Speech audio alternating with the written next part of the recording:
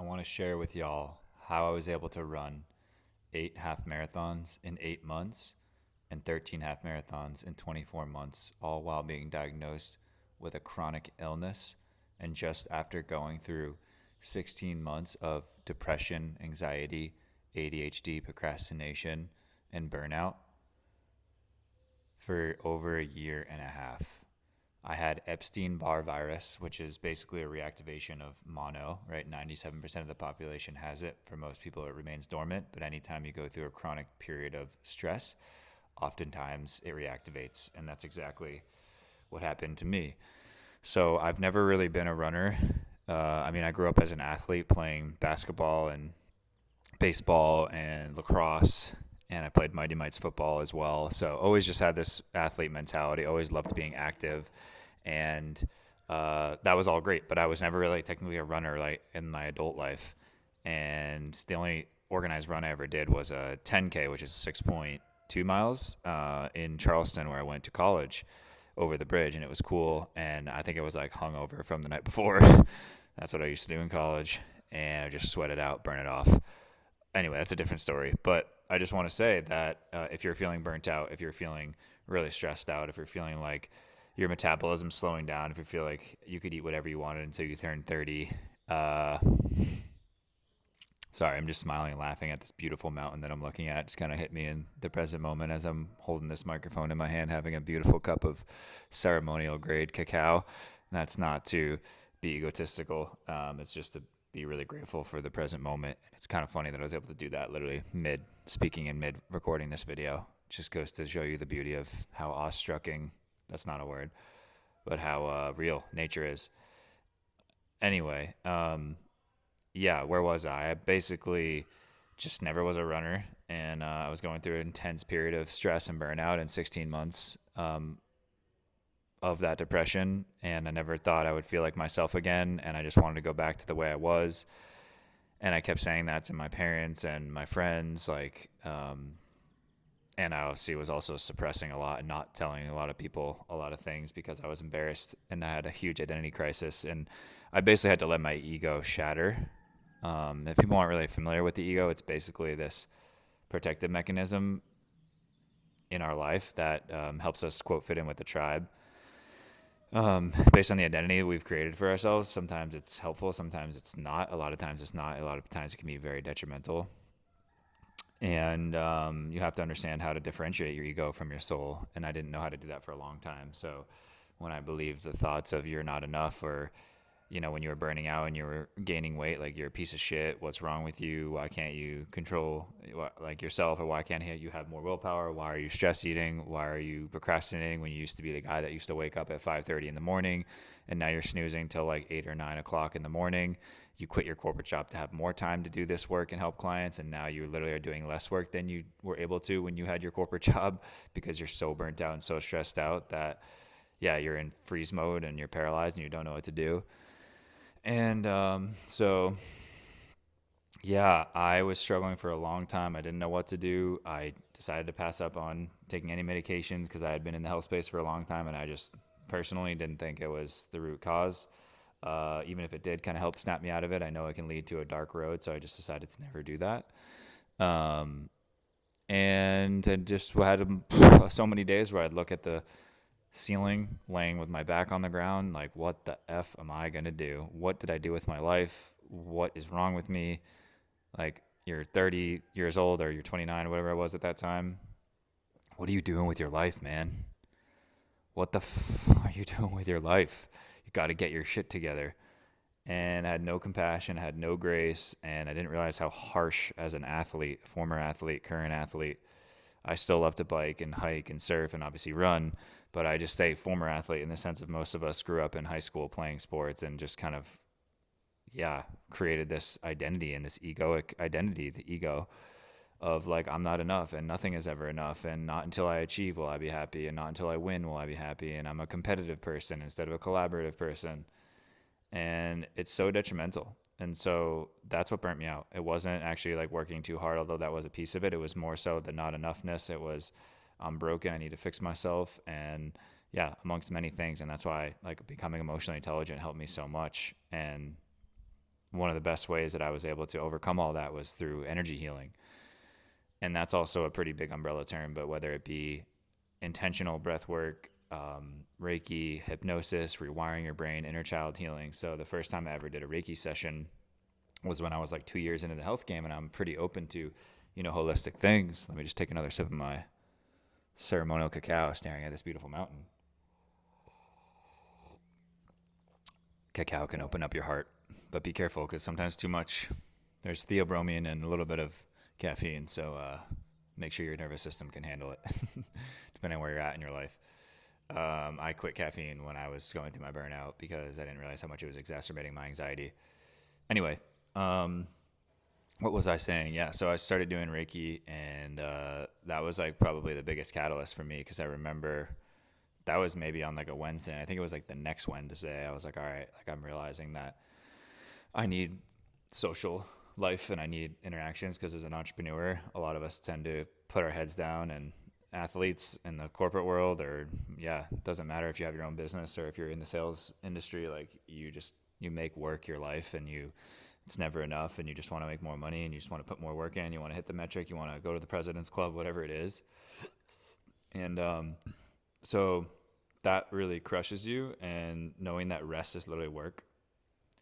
Rest is literally work. Like there was one time I was on the Reiki table and I was like feeling guilty because I was like, wait, it's 4:00 on a Wednesday. I should be working. I was like, wait, I'm an energy healer. I help people with their stress. I am working. So I had this like recurring pattern in my life of like, worst case scenario with everything, like literally everything, even the smallest stuff, like this just constant worry wart, like mega anxiety, like, I don't know, kind of just like functioning, I guess, anxious person. But, in a lot of ways I had a lot of happiness and joy in my life. But when it came to like stress and managing my emotions, I didn't realize how much I didn't know how to do that. And like, I definitely used my phone as a tool, more like a coping mechanism to avoid my emotions and doom scrolling. And it sucked my dopamine out. And I didn't realize how much it was really doing that. And so, yeah, when I kind of went through that ego death on the Reiki table, I was like, all right, if I'm just so afraid of the worst case scenario, why don't I feel like what the worst case scenario is, which is just death? What if death is a beautiful thing? Let me feel it. Let me experience it. So I told myself to die on the Reiki table, and it was the most beautiful thing that's ever happened to me. I released all this energy. And then, the next week I joined a running club and then met some people who were like, hey, we're doing an 8-mile run on Saturday if you want to come. I was like, I've never done more than 6 miles, a 10K, like back in 2016. And right when I met these people, it was like 2023, I think it was, when I first started coming through my burnout. And so I did that, and I crossed the finish line, and I was like, wow, like I can really do more. So I was like, let me sign up for a half marathon. And then I joined this community, which was probably the most important part, like with people that were thinking bigger than me and people who saw my value and saw how, impactful I am as a human, when my own harsh inner critic was just totally ignoring that and not literally blinding me to like who I am and how powerful I am. And, people are bear crawling marathons. People are doing 100-mile races. And I was like, wow, like I can do more. And it was in a healthy way of like, all right, like I've been burnt out. I've been depressed. I've been in this freeze mode for like literally a year and a half. Like I got to shock the system. I got to like disrupt the pattern. I got to try something new. So I got into a space where people really, really lit me up and like really fed into me and like just nourished my soul literally. And I started to see myself more. I didn't realize because of how harsh my inner critic was, like I literally was blinded to myself. I didn't realize the impact I was making. I had people telling me, I was like 65 clients in at this point. Oh, you're helping people with their nutrition. You're helping them with their disease. You're helping them lose weight. You're helping them feel happier.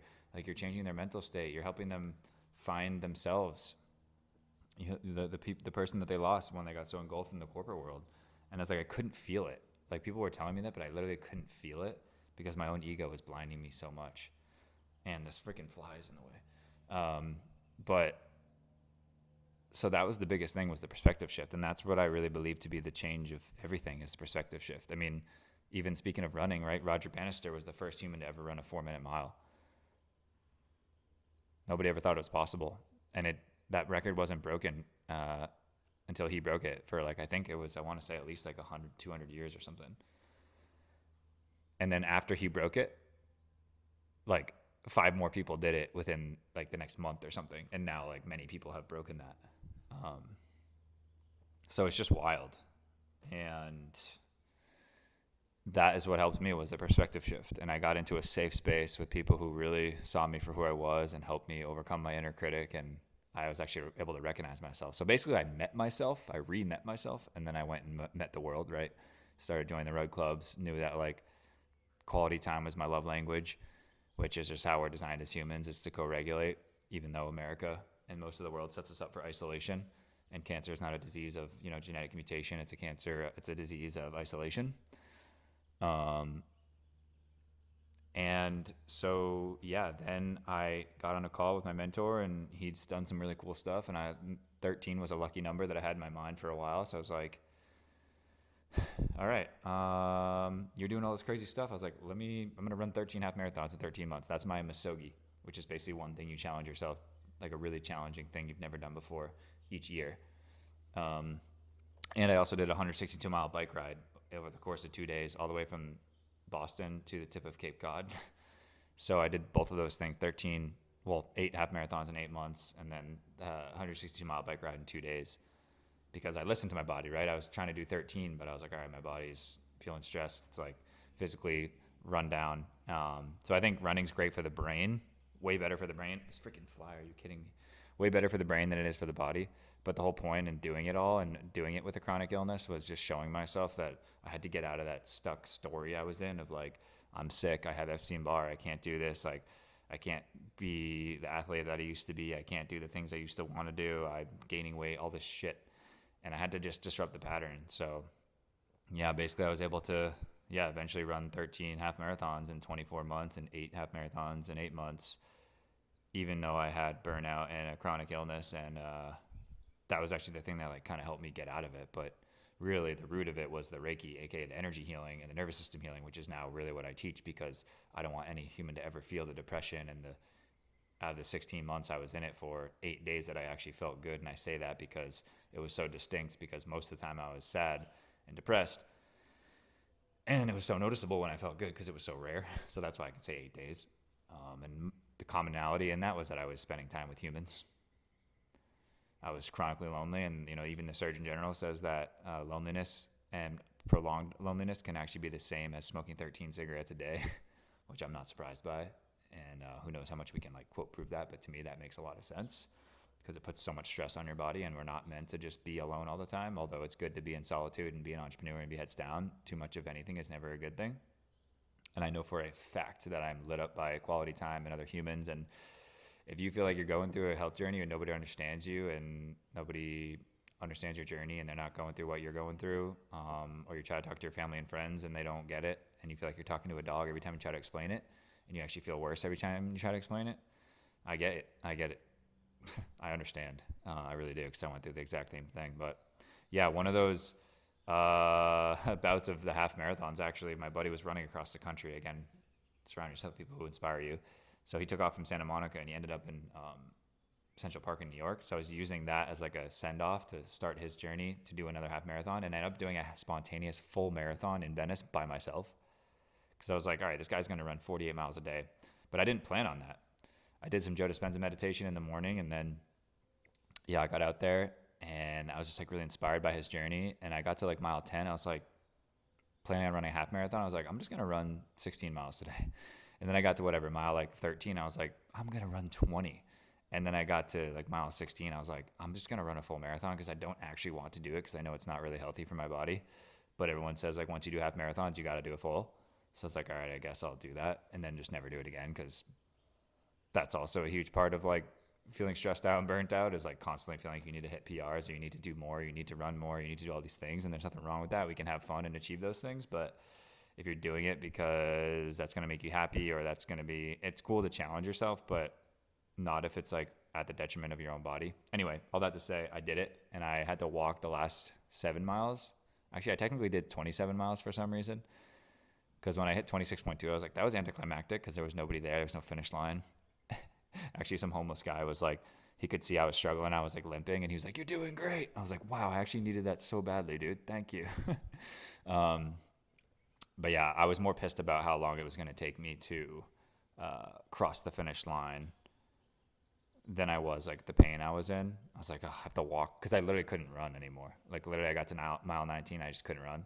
I got to mile 17, and I uh, took a little pit stop. You know those guys who like sell the fresh melons and fruit and watermelon, cucumbers. I literally had this bag of coconut water and just cut it open with a knife and just chugged it. And then I bought one of those like things that had plastic cups full of like watermelon and cucumbers, and I just ate like a ton of that. And then I was able to keep going. So that was like mile 17. And then I kept going for like 2 more miles. And at mile 19, I was like, wow, I really need to stop and like walk. But anyway, if you're feeling burnt out, if you're feeling overwhelmed, stressed out, and you want to feel like yourself again and overcome burnout, we can do that together through my Aligned Human program. And you can do it without spending a ton of money on supplements or blood testing or constantly guessing or throwing spaghetti at the wall. And we can actually just do it holistically, and I can show you because I've literally been through the journey.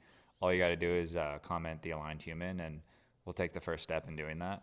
And if you like this merch, this is actually organic cotton, 100% oversized t-shirts. I have one that says trust your gut, eat real food, food is medicine. It's my wellness brand. And if you're interested in that, you can look at my website, superfoodsuperhuman.com, go to the merch tab. But all things considered, if you're feeling burnt out, know that you're not alone. Have compassion with yourself. And if you have any questions, DM me on Instagram.